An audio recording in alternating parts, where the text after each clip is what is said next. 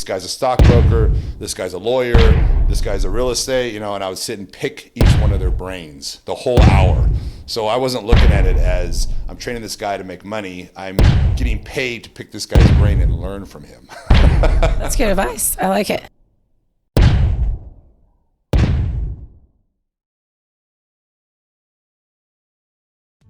What really gets on your nerves? Dumb questions, which I get on a daily basis. I think people are somewhat intimidated and don't know what to say to me. So usually when someone does say something somewhere, it's usually a really, really dumb question, and it's very difficult to answer. If someone, walking through Target, if someone says, hey, do you work out? It's like, how do you answer that? I mean, what's your biggest and I fear? get that all the time. Biggest fear. Wow.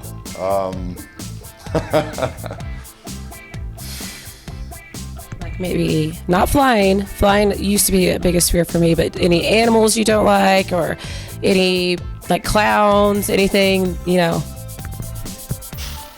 Wow. Death. Death is kind of scary. The bad experience I did have was, it's happened to me a couple times actually. I go to the ocean and I'll go to places I've never been, like in Caribbean or somewhere, and I have a tendency to like to go out as far as I can and go past the waves. And I've had times where I can't get back into shore, and I start to get that panic mode. I'm starting to get winded, and I can't get back past the waves, and that was pretty scary. And that's happened to me probably 3 times. I haven't learned my lesson. Drowning is not a very fun way to go, so can't disagree with you on that. So Rich, you're a big guy and we know you have a big heart. What really gets you in the field? Oh, what really gets me in the, say it again? In the fillers. Oh, I think animals and older people. When you're driving down the street and you see an older woman that's, hunched over, can barely walk, and she's pushing a shopping cart home, and she probably has no family, no one to help her. That's really hard to see. When you see animals that are abused, that's probably my worst. That just kills me. You I think chips and salsa or chips and queso kind of guy? chips and salsa, chips and guacamole. Gotta get some of that good fat. Yes. So Rich, this is a serious question. Uh-oh. No one gets to the top alone. Who do you feel was the biggest supporter or mentor to get you where you are in life? Oh, I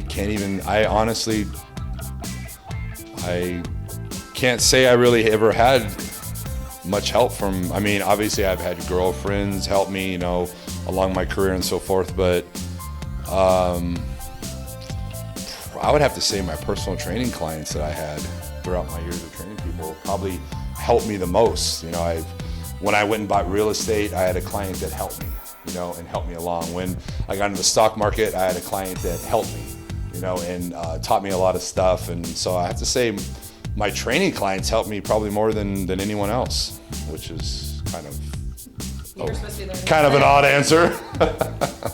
Well, and what we did learn is that 5% started in your house, So I think a lot of people think that that you have all these things, or successful people have all these things, and it was like day one. You have to start at the bottom and then work your way up to the top. So do you have any, tips for people as far as that goes? As far as think big but start small?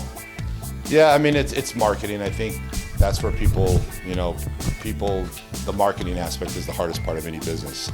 Is getting it out there and people finding out about what it is and learning about it and getting that word out there. No matter how good the product is, if people don't know about it, they're not going to buy it. There's a lot of awful products that, people are buying because they see it on TV commercials all the time, or it's always in front of their eyes. So I think marketing's where businesses fail, and that's what I work on the most, is marketing the products.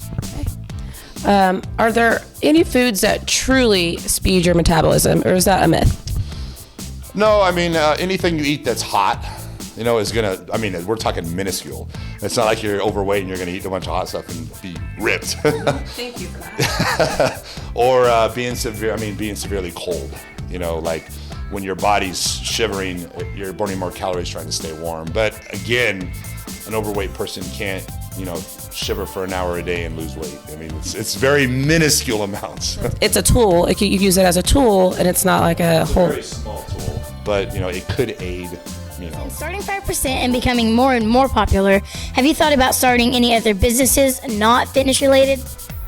Yes, I have many businesses I want to start.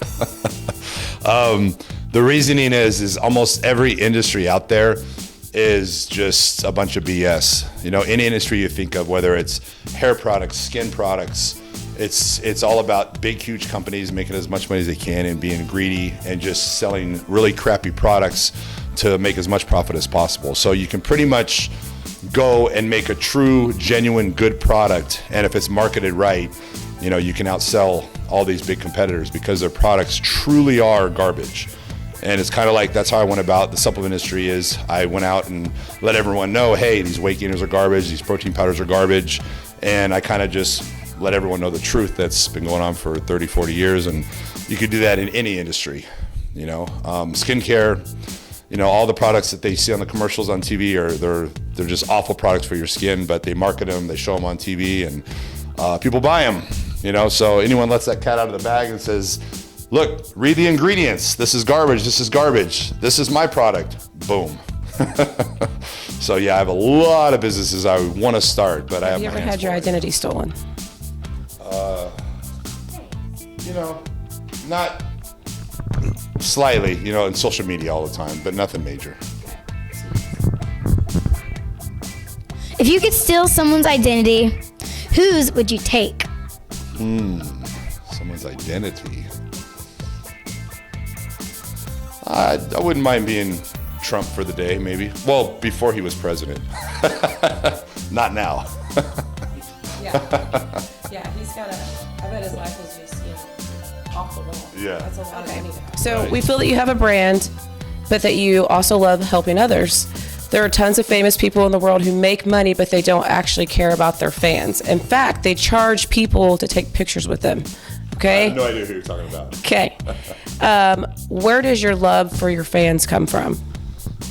Well, the fans is obviously what makes us who we are, so I think people need to recognize that. And a lot of the celebrities, they get to a point where, they don't want to be bothered. They don't want to take pictures. And it's like, that's part of what made you popular. And you knew what you were getting into. So I think it's something that just comes along with the business. And I enjoy meeting fans, talking to fans, getting to know fans, and it happens all the time. At the gym, people want to talk, and they're like, I don't want to interrupt you. I'm like, no, you can interrupt me. I'm just here to have a good time and get to know people. I'm not, getting ready for Olympia or anything anytime soon. Yeah, because it's not like you couldn't have your own personal gym, so you choose to go out in the public. Good point. Hey, leave me alone. I'm trying to train. Well, yeah, exactly. Yeah. And I show up in a tank top, showing everything. So that's kind of a... Okay, Rich, we're going to wrap it up, but our viewers want to know something. When are you going to become president? Well, I was born in California, unlike Arnold Schwarzenegger, so I guess that could be a possibility one day, right? But I don't know if I would want to deal with everything involved in that. That's a little much to take on. But, who knows? I think what happens is these celebrities, they start to lose the limelight, and they need to be kept in the limelight, so they keep doing things to be in the limelight. I think the worst fear for these big celebrities is, all of a sudden becoming a normal person and not being celebrity status, and that's why they end up going on to do other things. So hopefully that doesn't happen to me. Hopefully I'll be content with living a normal everyday life, when I retire. So we'll see. You said we were going to wrap it up, but don't you have one more question for him? Oh, yeah. So, Rich, who's your favorite 5% athlete? Oh, geez, you're really putting me on the spot now. Well, I have to say you. Right? I thought so. Right on. Awesome. Great answer. So we want to thank you for letting us come into your home. We're calling it the Gaunted. It's gothic and haunted. So that's the term that we're coining. And so we want to thank you so much. But we have to do an extra, which means we're exiting out of this. And there's one way that we do it. We always say peace, love, and flexies. Okay, so on the count of 3, let's do that. All right, 1, 2, 3. Peace, love, and flexies. All right, so that's it for Powerhouse Entertainment. And again, thank you so much, and till next time. Bueno, bye.